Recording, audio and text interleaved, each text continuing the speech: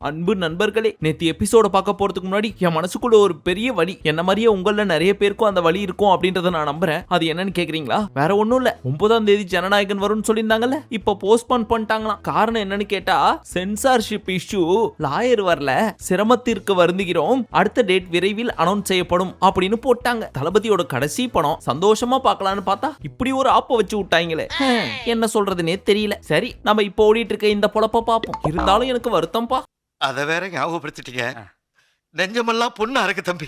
நேத்து எபிசோட்ல ஆரம்பத்திலே நம்ம விக்கு இருக்கார்ல, யாரும் எந்திருக்காத நேரம் பார்த்து கேமரா முன்னாடி போய் நின்னுக்கிட்டு என்னை பத்தி வியானா அவ்வளோ பேசியிருக்கா. ஆப்வியஸ்லி அவளுக்கு அவ்வளோ தமிழ்லாம் தெரியாது, இருந்தாலும் எப்படி இவ்வளோ பேசுறா அப்படின்னு யோசிச்சு பார்த்தா ஏதோ சோசியல் மீடியாவெல்லாம் பார்த்து டப்பா அடிச்சிருக்கா அப்படின்றது மட்டும் தெரியுது. அவங்க மட்டும் கிடையாது, வீட்டுக்குள்ள இருக்க ஒரு சிலரும் என்னை பத்தி இப்படி பேசிட்டு தான் இருக்காங்க. அது எனக்கு தெரியும். அதையும் தாண்டி நான் இங்க இருக்கேன் அப்படின்னா என்னோட விக்கல்ஸ் டீம்ல இருக்க பசங்களா, இல்ல என் ஃபாலோவர்ஸா, இல்ல மக்களாகிய நீங்க என்ன ஓட்டு போட்டு இவ்வளவு தூரம் உட்கார வச்சிருக்கீங்க. இதை தாண்டி என்ன பெத்தவங்களோட பிரேயர்ஸ், உங்களோட பாசம், இது எல்லாம் சேர்ந்துதான் என்ன இங்க உட்கார வச்சிருக்கு. அப்ப நான் என்ன பண்ணணும்? பொட்டியை தூக்கிட்டு போனா கரெக்டா இருக்குமா? இருக்காதுல்ல. நீங்க என்ன டைட்டில் வின்னர் ஆக்கணும் அப்படின்னு நினைச்சிருக்கீங்க. ஆனா என்ன பண்றது, எனக்கு அது மேல ஆசை இல்லையே. இருந்தாலும் உங்களுக்காக நான் டஃப் கொடுக்குறேன். இதெல்லாம் எதுக்காக? என்ன நம்பி ஓட்டு போட்டீங்களே நீங்க, அப்பேற்பட்ட உங்களை மதிச்சு மட்டும்தான். அதனால உங்களால் நான், உங்களுக்காகவே நான் அப்படின்னு ஃபீல் பண்ணி பேசிட்டு இருக்காரு கேமரா முன்னாடி. பட் இவ்வளவு இவர் ஃபீல் பண்ணி பேசுறாருன்னா காரணம் என்ன நினைக்கிறீங்க? வேற ஒண்ணும் கிடையாது. லாஸ்ட் வீக் பெருசா கூட இல்ல, லைட்டா குழந்தைங்களெல்லாம் கொஞ்சணும்னு நினைக்கிறப்போ செல்லமா லைட்டா பம்ல ஒரு தட்டு தட்டுவோம்ல, அந்த மாதிரி நம்ம ஃபயர் சேதுபதி வீக்கெண்ட்ல லைட்டா தட்டினாரு. எது விக்கல்ஸ் பம்லியா? நான் பார்க்கவே இல்லையா அப்படிலாம் கேட்க கூடாது. அது ஒரு எக்ஸாம்பிளுக்கு சொன்னங்க. சோ அவர் போட்ட அந்த ஒரு போடு தான் இந்த வாரம் பூரா பாத்தீங்கன்னு வச்சுங்களேன், பேயறிஞ்ச மாதிரியே சுத்திட்டு இருக்காரு தலைவர்.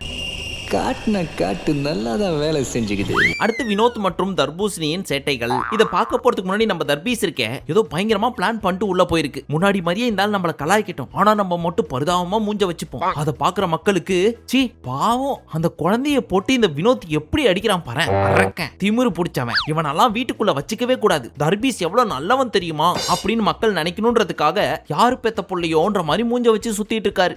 என்ன எம்டி சார், லோடு எடுக்கிற மாடு மாதிரி மூஞ்ச வச்சிருக்கான். உதாரணத்துக்கு இப்ப பாருங்களேன், பிரவீன் தர்பீஸ் ஒரு கேள்வி கேட்கிறாரு. தர்பீஸ் நீ நிறைய ரம்யாவை நாமினேட் பண்றக்கல்ல அப்படின்னு. அதுக்கு வினோத் என்ன சொன்னாரு? அவர் எங்க ரம்யாவை நாமினேட் பண்ணாரு, என்ன பண்ணி தான் முன்னுக்கு வந்தாரு அப்படின்னு சொன்னாரா? வினோத் சார் உங்க அளவுக்கு எனக்கு திறமை இல்ல சார் அப்படின்னு ஏதோ சொல்ல வராரு. அப்போ ஒரு கேமரா வினோத்தையும் பிரவீனையும் கான்சென்ட்ரேட் பண்ணி ஃபோக்கஸ் பண்ணிட்டு இருக்கு. அப்போ இந்த பீஸ் குறுக்க போய் நின்னது கூட பரவாயில்ல, பேசுற விஷயத்தை கண்டினியூ பண்ண வேண்டியதானே. அந்த கேமராவை மறைச்சு மூஞ்ச திருப்பி வணக்கம் தமிழக மக்களே அப்படின்னு ஒரு அட்டெண்டன்ஸ் வேற இங்க போடுது. இப்ப இது தேவையா? காலை உடைச்சு நீ திருந்தலையா? இவன் அடிச்சும் பார்த்தாச்சு, அவுத்தும் பார்த்தாச்சு. உன் என்னதான்டா பண்றது? இந்த அட்டெண்டன்ஸ் இங்க போட்டு முடிச்சதுக்கு அப்புறம் வினோத் சார் உங்களால உருவ கேலி எல்லாம் பண்ண முடியும், அந்த திறமெல்லாம் எனக்கு இல்ல சார். யோ அடிச்சது போதும் யா, எதுக்கு இப்ப நல்லவ மாதிரியே பேசிட்டு இருக்க அப்படின்னு கேட்டதுக்கு வினோத் சார் நான் யாரு அப்படின்றது மக்களுக்கு தெரியும் சார், அது போதும் சார் எனக்கு. மக்களே சத்திரியனா இருக்கிறத விட சாணக்கியனா இருக்கிறதே மேல் அப்படின்னு எதுக்கு சம்பந்தமே இல்லாம இந்த டயலாக் உள்ள சொருவுச்சு அப்படின்றது தெரியல. பஞ்சு நல்லா இருக்கான்னு மட்டும் பார்க்கணும், அதுக்குள்ள ஆராய்ச்சி பண்ணக்கூடாது. இதை எழுதி மனப்பாடம் பண்ண நான் எவ்வளவு சிரமப்பட்டேன் தெரியுமா? சோ இத வேற ஒன்னு சொல்லிட்டு தப்பா பேசியிருந்தா மன்னிச்சுங்க வினோத் சார் அப்படின்னு அங்க ஒரு பிட்டு. நான் வந்ததுல இருந்தே நினைச்சேன், மூச்சுக்கு 300 தடவை வினோத் சார் அப்படின்னு கூப்பிட்டுட்டே இருக்கேன். இந்த பீஸ் அவ்வளவு காண்டு இருந்தா சார்னு கூப்பிடவே கூடாது. வீட்டுக்குள்ள வந்த மத்த கண்டஸ்டன்ஸ் காட்டுற காண்டு மாதிரி இந்த பீஸும் காட்டியிருக்கணுமே அப்படின்னு நினைச்சேன். ஆனா இந்த சீனை பார்த்ததுக்கு அப்புறம் புரிஞ்சிருச்சு நான் எவ்வளவு நல்லவன் தெரியுமா. நல்லவன்றதை தாண்டி பரிதாபம், வாயிலா காட்டுப்பூச்சி அப்படின்றதையும் காட்டி இந்த பூச்சியை கொல்ல மருந்தடிக்கிறவன் தான் இந்த வினோத் அப்படின்றதையும் காட்டுறதுக்காக தான் வினோத் சார் அப்படின்ற பவ்யமான மூஞ்சி போல இருக்கு. நீயே இவ்வளவு கேவலமா இருக்கேன்னு சொல்ல வர்ற, ஒத்துக்கிறேன். அடுத்து இந்த வியானா பயப்புல இந்த தர்பீஸ உட்கார வச்சுக்கிட்டு இன்டர்வியூ பண்றன்ற பேர்ல நவ ரசத்தையும் காட்டுங்க அப்படின்னு ஒவ்வொன்னா கேட்டுச்சு. அதுல ஃபர்ஸ்ட் கலை தாய்க்கு வணக்கம் அப்படின்னு ஒண்ணு வைக்க சொல்லிச்சா. இப்போ கலை தாய் எப்படி? ஐயோ 5 பைசா கூட இல்லையே. அதை தொடர்ந்து சிரிப்பு. நல்லா சிரிக்குமா? டேய் எனக்கே பயமா இருக்குடா. அப்புறம் கோவம், அப்புறம் லைட்டான கோவம், மறைக்கிறதோட புன்னகை, ரொமான்டிக் லுக், இதெல்லாம் பண்ணதே நாராசமா இருந்துச்சு. அதை தாண்டி சோகத்தை காட்டுங்கனே அப்படின்னு சொன்னதுக்கு இந்த பவர் செக் பண்றதுக்கு ஐ ஹாஸ்பிட்டலுக்கு போறப்போ போர்டுல ஒரு சில எழுத்துக்கள்லாம் போட்டு காமிப்பாங்க. அப்போ கண்ணை சுருக்கி பார்ப்போம் தெரியுமா, அந்த மாதிரி எதையோ பார்த்துட்டு இருந்துச்சு. என்னடா சரிப்பா சோகத்தை காட்டு அப்படின்னா காமிச்சிட்டு இருக்கேனே இதான் சோகம் அப்படிங்குது. அதெல்லாம் பாக்குறப்போ உன் கோவத்துல கொல்லிக்கட்டை எடுத்து சொருவ அப்படின்ற அளவுக்கு நமக்கு சோகமாயிடுச்சு. இந்த கருமத்துல இவர் நடிப்பு அரக்கணும். அடங்கு ஆமா நீ யாரு? கீர்த்திவாசனோட ரசிகர் மன்ற தலைவன்டா நானு. அடுத்து நம்ம விக்ரம் பிரவீன் கிட்ட ஃபீல் பண்ணிட்டு இருக்காரு. எதை பத்தின்னு கேக்குறீங்களா? வேற என்ன, வியானா வீட்டுக்குள்ள வந்த உடனே விக்ரம கழுவி ஊத்துனாங்கல்ல, அத பத்தி தான். அதுக்கு பிரவீன் கொஞ்சம் சப்போர்ட்டிவா பேசினாரு விக்ரமுக்கு. அதை கேட்ட உடனே எனக்கு தைரியம் வந்துருச்சுடா இனி பாரு அப்படின்னு ஒரு பூஸ்ட் ஏத்திட்டு அவர் என்ன தெரியுமா சொன்னாரு? நீ என்ன கெட்டவனா நினைச்சா நினைச்சுக்கடி, ஒன்ட்ட ப்ரூவ் பண்ணி எனக்கு என்ன ஆக போகுது, இதுக்கப்புறம் நான் ஃபீல் பண்ண போறது கிடையாது, இனி என் ஆட்டத்தை மட்டும் பாருடி அப்படின்ற ஒரு வெறி விக்ரமோட கண்ணுல நமக்கு தெரிஞ்சது. Great guru, yes today's my day, you are great guru. இது என்னோட வாழ்க்கை, என்னோட சந்தோஷம் முக்கியம். அடுத்து அரோராவும் வினோத்தும் சேர்ந்து ஒரு பாட்டு பாடிட்டு இருந்தாங்க. அன்பே அன்பே கொல்லாதே அப்படின்னு ஜீன்ஸ் படத்துல இருந்து. அது ஒரு ஃப்ளோல நல்லா தான் போயிட்டு இருந்துச்சு. ஒரு பாயிண்ட்ல இந்த வினோத் என்ன தெரியுமா பண்ணாரு? அரோரா அரோரா மொக்க ஃபிகரு, வியானா வியானா நீ சப்ப ஃபிகரு அப்படின்னு பாடுறாரு. இது உண்மையிலே கண்டிக்கத்தக்க ஒரு விஷயம். இந்த மாதிரி அவங்க ரெண்டு பேரை பார்த்து பாடலாமா? உண்மையாவே இதெல்லாம் பாக்குறப்ப எனக்கு ரொம்ப வருத்தமா இருந்துச்சு. சோ டியர் வினோத், இதை தயவு செய்து மாத்திக்கோங்க. இனிமே எப்பவுமே இந்த மாதிரிலாம் உண்மையெல்லாம் சொல்லாதீங்க. சார் சொல்ல சொன்ன ஐயா சாமி சார் அக்கட வெயிட்டிங் ஜெர்கனி. அடுத்து பணப்பெட்டிக்கான அடுத்த டாஸ்க் அது என்னவென்றால், ஏற்கனவே உங்களுக்கு தெரிஞ்சதுதான். ஒரு ரெயின் கோட்டை போட்டு விட்டு அது மேல ஃபுல்லா பிசினை பூசிட்டு உருண்டு பரண்டு பிக் பாஸ் கரன்சியை எடுக்கணும். பஸ்ஸர் அடிக்கிறதுக்குள்ள எவ்வளவு எடுக்கிறாங்களோ அது பொட்டிக்குள்ள போகும். அதன்படி ஃபர்ஸ்ட் ரவுண்ட்ல திவ்யா அண்ட் விக்ரம் ரெண்டு பேரும் உருண்டு பரண்டு, நீங்க நினைக்கிற மாதிரி கிடையாது,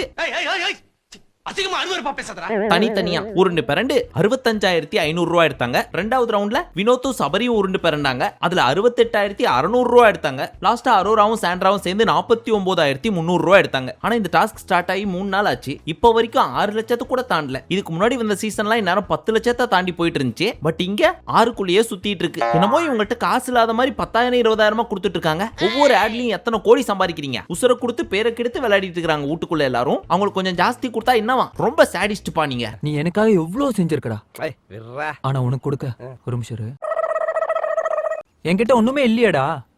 அடுத்து இந்த வியானா சும்மா இருக்கிறவனை சொரிஞ்சு விடுற மாதிரி தர்பூசணியை கூப்பிட்டு, நீங்க எனக்கு சின்னண்ணே, அவர் எனக்கு பெரிய அண்ணே அப்படின்னு. இதை கேட்ட வினோத், அந்த ஆளை பார்த்தா உனக்கு அண்ணன் மாதிரி தெரியுதா? அவன் உனக்கு மாமா, அதுவும் பெரிய மாமா. மாமாவா? அப்ப நான் வியானாக்கு மாமாவாவே இருந்துட்டு போறேன். வியானா அம்மாவோட அண்ணன் பையன், அந்த மாமா அப்படிங்குது. சோ இவரும் வியானா குட்டி நாய் கூப்பிடுற மாதிரியே இருக்கு. அத பத்தி நீ ஏன் ஃபீல் பண்ற? நான் ஃபீல் பண்ணனும். ஓகே அப்படின்னு சின்ன வயசுல எல்லாம் டியூஷன் படிக்கிறப்போ அந்த டியூஷன்ல இருக்கிற பொண்ணை இம்ப்ரெஸ் பண்றதுக்காக நம்ம பசங்க என்ன பண்ணுவோம்? இங்க பாத்தியா கொசு அடிச்சிட்டேன் அப்படின்னு அடிச்சு செத்த கொசுவை காட்டுவோம் தெரியுமா? அந்த மாதிரி கையை காமிக்குது. என்ன பண்ணுது இந்த பீஸ்னு உத்து பார்த்தா ஹார்ட் கொடுக்குறாராமா. அதை கொடுத்து முடிச்சதுக்கு அப்புறம், வியானா குட்டி என்னையும் பிக் பாஸ் 5 லட்சத்தை எடுத்துட்டு வெளில போய் சந்தோஷமா இருங்க அப்படின்னா எப்படி இருக்கும் அப்படின்னு கேக்குது. அண்ணன்னு கூப்பிடுற ஒரு பொண்ணை பார்த்துட்டு 5 லட்சத்தை எடுத்துட்டு போய் சந்தோஷமா இருப்போமான்னு கேக்குது. பாத்தீங்களா? அப்ப எந்த அளவுக்கு காஞ்சி போய் சுத்துது இந்த பீஸ். தயவு செய்து வாழை மரத்தையாவது பிடிச்சி இவரு கட்டி வைங்கயா, இல்லைன்னா ஊருக்குள்ள ஒரு பொண்ண விடாது இந்த பீஸ். இவனை இப்படியே விட்டா ஊர்ல இதே பண்ணிட்டு தெரியுமா? பேசாம உனக்கு காலை கிடைக்காம மாதிரி காய அடிச்சு விட்டுருக்கேன். இப்ப ரம்யாவோட என்ட்ரி. அவங்கள பார்த்த உடனே சபரி குஷி ஆயிட்டாரு. ஆனா Sandra, oh my dear rum வந்துட்டியா, ஐ மிஸ் யூ அப்படின்னு கட்டி பிடிச்சிட்டு ஒப்பாரி வைக்க ஆரம்பிச்சிருச்சு. டியர் பிக் பாஸ் வியூவர்ஸ், பணப்பெட்டி 2.0 மாதிரி பேனிக் அட்டாக் 2.0க்கு ரெடி ஆயிக்குங்க. இந்த பக்கம் ஒப்பாரி அப்படின்னு பார்த்தா அந்த பக்கம் பாசமலர் பொங்குது. சபரி அண்ணே அண்ணே அப்படின்னு இவங்களும், மேகலை மணி மேகலை வந்துட்டியா அப்படின்னு அவரும் மாறி மாறி கட்டி பிடிச்சு குழஞ்சிட்டாங்க. அத பார்க்க முடியாம திரும்பி உட்கார்ந்துட்டு என்னடா வித்த காட்டுற மாதிரி பாருப்பானா.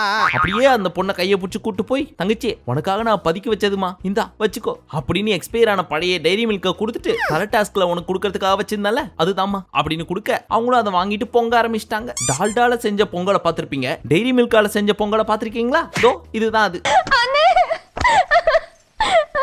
கருப்பு அடுத்து பல நாளைக்கு அப்புறம் நம்ம வியானா டாஸ்க் லெட்டரை படிக்கிறாங்க. அப்படி என்னத்த படிச்சாங்கன்றத நம்மளும் படிச்சிருவோமா? இந்த சீசன் பொறுத்த வரைக்கும் ஒவ்வொரு வாரமும் ஒவ்வொருத்தவர் எவிக்ட் ஆகும்போது இவரே எப்படி எவிக்ட் ஆனார்ன்றத நீங்க எல்லாருமே யோசிச்சிருப்பீங்க. இப்போ இந்த வீட்டுக்குள்ள வந்திருக்கும் ஒவ்வொருத்தருக்கும் இருக்க ஒரே கேள்வி, இவங்க எல்லாம் எப்படி ஃபைனலிஸ்ட்க்கு வந்தாங்கன்னு. ஓகேவா? சோ ஒவ்வொருத்தரும் பிளாஸ்மா முன்னாடி வந்து, இந்த நபரை விட நான் ரொம்ப டிசர்விங் அண்ட் ஃபைனல்ஸ்க்கு போகணும்னு யார் நினைக்கிறீங்கன்னு சொல்லுங்க காரணத்தோட. குபீர்னு சிரிப்பு வர மாதிரி ஜோக் அடிக்கிற you are really a god gifted child. அப்படின்னு சொல்ல ரம்யா வந்து சாண்ட்ரா பேரை சொன்னாங்க. அதை கேட்ட சாண்ட்ரா, அடி கிராதகி, உன்னை வந்தவனே கட்டி பிடிச்சி அழுதனே, கட்சியில என் பேரையே சொல்லிட்ட பாத்தியா அப்படின்ற மாதிரி லுக் விட்டுட்டு இருந்தாங்க. பட் அதுக்கு கொடுத்த காரணம் என்னவென்றால், சாண்ட்ரா வந்தப்போ பயங்கர ஃபயரா இருந்தாங்க. ஆனா போக போக அந்த ஃபயர் புஷ்னு போயிடுச்சு. சோ உங்களை கம்பேர் பண்றப்ப நான் ரொம்ப பெட்டர் அப்படின்னு சொல்லிட்டு இருந்தாங்க. ரெண்டுமே எடுத்தது லாஸ்ட் ரேங்க். இதுல பெருமை வேற. அண்ட் ரெண்டாவது அரோரா சொன்னாங்க. அண்ட் பேலன்ஸ் வந்த எல்லா பீஸுமே பை டிஃபால்ட்டாவே அரோரா பேர் சொன்னதுனால அதுக்கான காரணத்தை உங்களுக்கு சொல்ல தேவையில்ல ஸ்பெசிபிக்கா. பட் காமனா சொன்ன ஒரே விஷயம், நீ எல்லாம் ஃபைனலிஸ்டா, இதெல்லாம் ஆடியன்ஸோட கரகம் அப்படின்றதுதான். ரொம்ப வயித்தெச்சல் புடிச்ச ஐராயிரானே. பிரவீனும் சாண்ட்ரா அண்ட் அரோரா பேரை சொன்னாரு. அப்சரா வந்தது சொல்லவே இல்ல பாத்தீங்களா?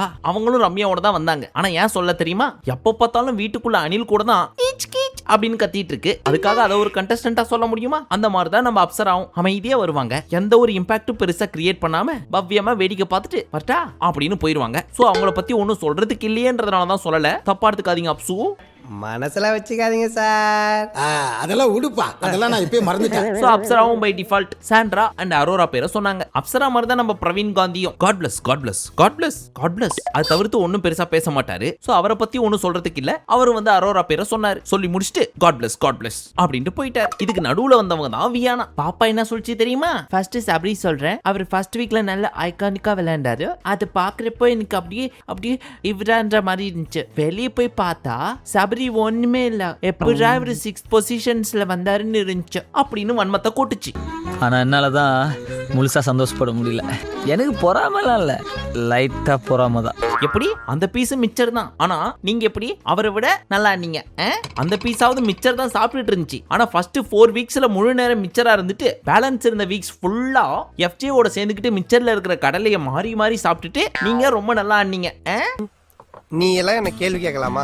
அடுத்து சாண்ட்ராவை பத்தி சொல்லிட்டு இருந்தாங்க. சாண்ட்ரா சுத்தமா டிசர்விங் கிடையாது. பிரஜன் இருந்த வரைக்கும் அவங்க கேம் ஓகே, பட் அவர் போனதுக்கு அப்புறம் ஒண்ணுமே ஆகல. அப்ப நானும் பெட்ஷீட் குள்ள போய் சுருண்டு படுத்துக்கிட்டு ஓரமா உட்காந்து அழுதுட்டே இருந்த பரவாயில்லையா? டாப் 6ல வந்திருப்பனும். சாண்ட்ரா சுத்தமா 1% கூட டிசர்விங் கிடையாது அப்படின்னு அழுத்தி சொன்னாங்க. இதுதான் வியானா கிட்ட சுத்தமா பிடிக்காது. எப்ப பார்த்தாலும் வன்மத்தை கொட்டுறேன்னு சொல்லி உண்மையை சொல்லி விட்டுறது. சோ ஏற்கனவே நம்ம சொன்ன மாதிரி பேனிக் அட்டாக் 2.0 ரெடி ஆயிட்டு இருக்கு. ஆல்மோஸ்ட் 90% லோட் ஆயிடுச்சு. சோ வியானா தப்பி தவறி நைட்டு சாண்ட்ரா இருக்க பக்கம் போயிடாதமா. கம்ரூப் பார்வதி ரெட் கார்டு கொடுக்கறதுக்கு முன்னாடி என்னாச்சு ஞாபகம் இருக்குல்ல?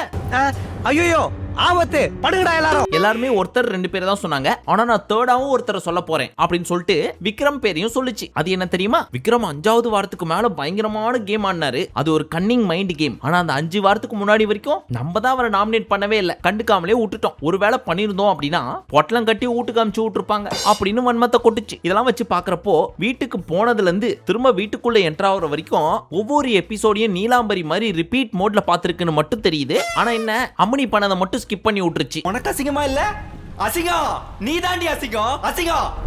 அடுத்து இந்த தர்பூஸ் வந்து எதிர்பார்த்த மாதிரியே வினோத் பேரை சொல்லுச்சு. அதுக்கான காரணம் சொல்லிச்சு பாருங்க. அதுதான் இம்ப்ரெசிவா இருந்துச்சு. அது என்ன தெரியுமா? இந்த வீட்டுக்குள்ள நான் ஒரு ரெயின் டான்ஸ் ஆடினேன் தெரியுமா? மழை படத்துல வர்ற ஸ்ரேயா மாதிரி. அப்படி ஒரு டான்ஸ் ஆனாலும் அது என்னோட இண்டிவிஜுவல் டான்ஸ். அது என்னோட இண்டிவிஜுவாலிட்டியை காமிக்குது. ஆனா வினோத்தை பொறுத்த வரைக்கும் ஒருத்தவங்கள ட்ரோல் பண்ணி மட்டுமே இந்த இடத்துக்கு வந்திருக்காரு. So he is not deserving for top 6 அப்படின்ட்டு போச்சு. எது மழையில நீங்க பண்ணது பேர் டான்ஸா? அது உங்க இண்டிவிஜுவாலிட்டி. அதை பார்த்து மக்கள் ரசிச்சாங்க. வெளியே இந்த டான்ஸுக்கு வியூஸ் போயிருக்கேன்னு பார்க்க தெரிஞ்ச உங்களுக்கு கீழே கமெண்ட் செக்ஷனை படிக்க தெரியலையே? படிச்சிருந்தா தெரியும்.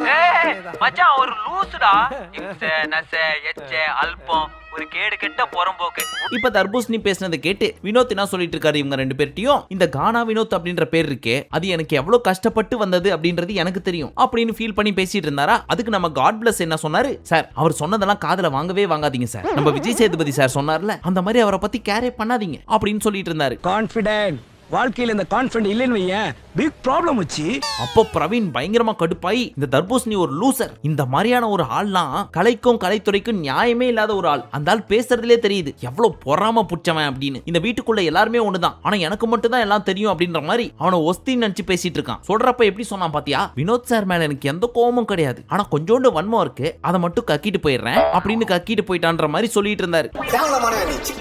ஆனா என்னதான் 1000 பேர் இந்த பீஸை பத்தி கழுவி ஊத்த ஊத்தினாலும் பின்னாடி கூட இல்ல முன்னாடியே கழுவி ஊத்தினா கூட நான் தான் நடிப்பு அரக்கன், நான் பண்றது பேர்லாம் நடிப்பு தான், நான் பண்றது விஜய் சேதுபதி மாதிரி இருக்கு, தனுஷ் மாதிரி இருக்கு, சூர்யா மாதிரி இருக்குன்னு சொல்லிட்டு பண்ணிட்டே தானே இருக்கு. எனக்கு கடவுள் கிட்ட ஒரே ஒரு வேண்டுதல் மட்டும்தான், ஏற்கனவே மத்த கண்ட்ரீஸ்ல இருக்கவங்களுக்கு இந்தியன்ஸை பார்த்தாலே பிடிக்க மாட்டேங்குது, என் ஊரை விட்டு வெளியே போ அப்படின்னு வன்மத்தை நம்ம மேல கொட்டிட்டு இருக்காங்க. அப்படி இருக்கிறப்ப இந்த பீஸோட ரீல்ஸ் எல்லாம் பார்த்துட்டு இது ஆக்டிங்னு சொல்றதெல்லாம் கேட்டாங்கன்னு வச்சுக்கங்க, இந்தியன்ஸ் எல்லாம் இப்படிதான் நடிப்பாங்களோ, என்ன எவ்வளவு கிரிஞ்சு பண்ணிட்டு இருக்காங்க அப்படின்னு பொத்தம் பொதுவா கட்டம் கட்டிடுவாங்க. அப்படி கட்டம் கட்டினது மட்டும் இல்லாம பட்டமே கொடுத்துருவாங்க. தமிழ்நாட்டுல ஒரு சாதனை பண்ணுங்கடாக்கன்னு, சாதனை பண்ணுங்கடாக்கன்னு. சோ முடிஞ்ச அளவுக்கு இந்த பீஸோட ஆக்டிங்ஸ் எதுவுமே தமிழ்நாட்டை விட்டு தாண்டி போகாத அளவுக்கு பாத்துக்குங்க. நிறைய அருமையான ஆக்டர்ஸ் எல்லாம் வளர்ந்து வர்ற நாடு நம்ம தமிழ்நாடு. அது இந்த பீஸ்னால ஸ்பாயில் ஆயிடக்கூடாது, அதை மட்டும் மைண்ட்ல வச்சுக்கங்க. ஆனா என்ன பண்றது, இந்த மாதிரியான பீஸுங்களை இன்டர்வியூ பண்றது மட்டும் இல்லாம சார் சூர்யா மாதிரி நடிங்க, தனுஷ் மாதிரி ஆக்ட் பண்ணுங்க அப்படின்னு கேட்டு அதையே நம்ம தம்ப்நெயிலாவும் வைக்கிறோம். சோ ஒன்னும் சொல்றதுக்கு இல்ல, இதுக்கான ஒரே தீர்வு இன்ஸ்டாகிராம ஒழிக்கிறது மட்டும்தான். செத்துருவேன் சார், மதுவே இல்லைன்னா செத்துருவேன். இப்ப திவ்யா ரம்யா கிட்ட விக்ரம பத்தி சொல்லிட்டு இருக்காங்க. ஒன்னும் புதுசாலாம் கிடையாது, அதே பழைய ஃப்ராடு கோழை இந்த கதை தான். இவன் அழுதா அழுக, மத்தவங்க அழுதா கோழை, இவன் கோவப்பட்டா கோவம், மத்தவங்க கோவப்பட்டா ஃப்ராடு இப்படின்னு சொல்றதை கேட்டு ரம்யாவும் புலம்பிட்டு இருக்காங்க. எனக்கும் அதே கடுப்பு தான் இருக்கு. நான் இன்னைக்கு கண்டிப்பா கேட்க போறேன், எப்படி கேட்கறேன்னு மட்டும் பாரு அப்படின்னு பயங்கரமா பேசுறத பார்த்தா அடுத்து இந்த ரெண்டு பீஸுங்களுக்குள்ள சண்டை வரும் போல இருக்கே அப்படின்னு நினைச்சோம். ஆனா உள்ள போய் பீஸ் எப்படி தெரியுமா கேட்டுச்சு, விக்ரம் நீங்க நான் அழறப்போ கோழன்னு சொன்னீங்க, ஆனா நீங்க அழுதுட்டு இருந்தீங்க, அதை வெளியில இருந்து பாக்குறப்போ ஏன் நம்மள கோழ மாதிரி அழாதுன்னு சொல்லிட்டு இவர் கோழ மாதிரி அழுதுட்டு இருக்காரு அப்படின்ற மாதிரி இருந்துச்சு. சோ இனிமே அழாதீங்க, ஸ்ட்ராங்கா இருங்க அப்படின்னு மோட்டிவேட் பண்ணி கை கொடுத்துட்டு வந்துருச்சு. இதுக்கு பேரு தான் கண்ணா பின்னான்னு கோவப்பட்டு கத்துறதா. அதுக்கப்புறம் திவ்யா கிட்ட சாண்ட்ராவை பத்தி சொல்லிட்டு இருந்தாங்க. இந்த சாண்ட்ரா இருக்கால, நான் எவிக்டான அன்னைக்கு நீ இல்லாம எப்படி இருக்க போற அப்படின்னு என்ன கட்டி பிடிச்சி அழுதுட்டு இருந்தா. ஆனா அதுக்கு ஒரு நாள் முன்னாடி இந்த பாருவும் சாண்ட்ராவும் சேர்ந்து என்ன தெரியுமா பேசிட்டு இருந்தாங்க, இந்த ரம்யாவை நம்பவே கூடாதுடி, அவ பயங்கரமான பாம்பு அப்படின்னு சொல்லிட்டு இருக்காங்க. இதுல எதுதான் நீ, இதையும் நான் சாண்ட்ராட்ட ஒரு நாள் கேட்க போறேன் அப்படின்னு சொல்லிட்டு இருந்தாங்க. எப்படியே கோவப்பட்டு விக்ரம் கிட்ட கத்தி கண்ணா பின்னாடி திட்டி அவர் காதுல ரத்தம் வந்துச்சு அந்த மாதிரியா ரம்யா? சரியான பயந்தவங்களே பாஸ் நீங்க வாங்க பாஸ், நான் இருக்கேன். லாஸ்ட் அண்ட் ஃபைனலி ஒரு task, finalist versus X contestants அப்படின்னு. அந்த டாஸ்க் என்னவென்றால் ஒரு கேம் வச்சிருந்தாங்க, அதுக்கான எக்ஸ்பிளனேஷன் கொடுக்கணுமா என்ன, உங்களுக்கே 1008 ஜோலி இருக்கும். இதை எக்ஸ்பிளைன் பண்ணி உங்க டைமை வேஸ்ட் பண்ண விரும்பல, ஒரு டாஸ்க்னு மட்டும் வச்சுக்கோங்க. அதுல ஃபைனலிஸ்ட் ஜெயிச்சிட்டா 3 லட்சம் ரூபாய் அந்த பெட்டிக்குள்ள போகும். ஒருவேளை எக்ஸ் கண்டஸ்டன்ட்ஸ் ஜெயிச்சிட்டா அந்த 3 லட்சம் ரூபாய் பெட்டிக்குள்ள போகாது. சோ டாஸ்க் ஸ்டார்ட் ஆச்சு. அதுல வியானா திரும்பி பாக்குறதுக்குள்ள சபரி கடகடன்னு எல்லா பலூனையும் உடைச்சி தன்னோட கேமை முடிச்சிட்டாரு. எப்படி மாமா ரூல்ஸ் மட்டும் முடிச்சு பிடிச்சனா? ஒட்டு மொத்தத்துல இந்த கேமோட முடிவில் எக்ஸ் கண்டஸ்டன்ட்ஸ் ஜெயிச்சிட்டாங்க. சோ 3 லட்சம் ரூபாய் ஸ்வாஹா. இப்ப கேம் எல்லாம் முடிஞ்சதுக்கு அப்புறம் வியானா கிட்ட சபரி என்ன சொல்றாரு, பாத்தியா எப்படி உன்னை விட ஃபாஸ்டா முடிச்சேன் பாத்தியா, என்ன பார்த்து மிச்சர் சாப்பிடுறேன்னு நீ சொல்ற அப்படின்னு கேட்க, வெளியே போய் பாரு நீ மிச்சர் சாப்பிட்டது உனக்கே தெரியும் அப்படின்னாங்க வியானா. ஆமா நான் மிச்சர் சாப்பிட்டேன், அதுல நீ கொடுத்த கேசரியும் போட்டு சாப்பிட்டேன், ரொம்ப நல்லா இருந்துச்சு தேங்க்ஸ் அப்படின்னாரு. அதோட சேர்த்து அதுக்கு வியானாவும் ஓ தேங்க்யூ அப்படின்னு கோழி குஞ்ச புடிச்சு நசுக்கிற மாதிரி ஒரு வாய்ஸ்ல சொன்னாங்க. என்னடி வாய்ஸ் இது? பட் இதுங்க ரெண்டு பேரோட சண்டையை தேவையான அளவுக்கு அழைச்சிட்டதுனால இந்த மேட்டரை மறுபடியும் போட்டு அரைக்க விரும்பல, உங்கள்கிட்ட ஒப்படைச்சிடுறேன். நீங்களே சொல்லுங்க. என்ன பொறுத்த வரைக்கும் இந்த ரெண்டு பீஸுங்களுமே மிச்சர் தான். பட் வியானாவை பொறுத்த வரைக்கும் சபரி மிச்சர் கிடையாது. அட்லீஸ்ட் லாஸ்ட் 2 வீக்ஸ்ல ஓரளவுக்கு நல்லா டீசென்ட்டா ஆடிச்சு, பேசணுன்ற இடத்துக்கிட்ட பேசிச்சு. ஆனா வியானா அப்படின்னு எடுத்து பார்த்தா ஃபுல்லா கிரிஞ்சு மொமெண்ட்ஸா தான் பண்ணிட்டு இருந்துச்சு. உங்களுக்கு என்ன தோணுதுன்றத கமெண்ட் செக்ஷன்ல சொல்லுங்க. அசிங்கமா எழுதறேன். ஆனா கட்சி வரைக்கும் இந்த துஷார் பயபுலி இன்னும் இறக்கவே இல்லை பாத்தீங்களா? ஒரு லவ் பேர்ட்ஸை பிரிச்ச பாவம் உங்களுக்கு வேணாம் பிக் பாஸ், தயவு செய்து சேர்த்து விட்டுருங்க. வீட்டுக்குள்ளேயே இதுங்க ரெண்டும் சேர்ந்துக்கிட்டு அப்படின்னு கொஞ்சிட்டு சுத்திட்டு இருக்கணும். ஆனா என்ன அப்பப்போ மைக்கு கழட்டி வைப்பாங்க, இல்ல அந்த ரூமுக்குள்ள வா இந்த ரூமுக்குள்ள வான்னு கூப்பிடுவாங்க அரோரா. அதெல்லாம் பெருசா கண்டுக்காதீங்க. லாஸ்ட் ஒரு 10-15 நாள் தானே, சின்னஞ்சிருச்சுங்க. அப்படி இப்படிதான் இருக்க செய்யும். இது வரைக்கும் எவ்வளவோ வீட்டுக்குள்ள இருக்கிறவங்களுக்கு பண்ணிட்டீங்க, அப்படியே இதுவும் பண்ணிட்டீங்கன்னா நிறைய குட் நேம்ஸ் எல்லாம் உங்களுக்கு கிடைக்கும். சோ பார்த்து பண்ணி விடுங்க. ரோஜா தம்பியை தள்ளிட்டு போ, எல்போர்டுக்கு நீ தான் கரெக்ட். பாஸ் எனக்கு என்ன ரொம்ப தப்பா தெரியுது பாஸ், வேணாம் பாஸ். சரி இந்த பெட்டியை எப்பதான் எடுக்கிறாங்க, யார் தான் எடுக்கிறாங்க அப்படின்றது இப்போ வரைக்கும் தெரியல. இன்னைக்கு டாஸ்க்லயாவது கொஞ்சம் பணத்தை ஜாஸ்தி போட்டு அவங்க ஆசையை தூண்டுங்க. ஒரு 10 லட்சத்துக்கிட்ட போயிடுச்சு அப்படின்னா யோசிக்க ஆரம்பிச்சிருவாங்க. சோ பார்த்து பண்ணி விடுங்க. மீண்டும் உங்களை நாளை காலை சந்திக்கும் வரை நன்றி, வணக்கம், நமஸ்தே, நமோஸ்கார்.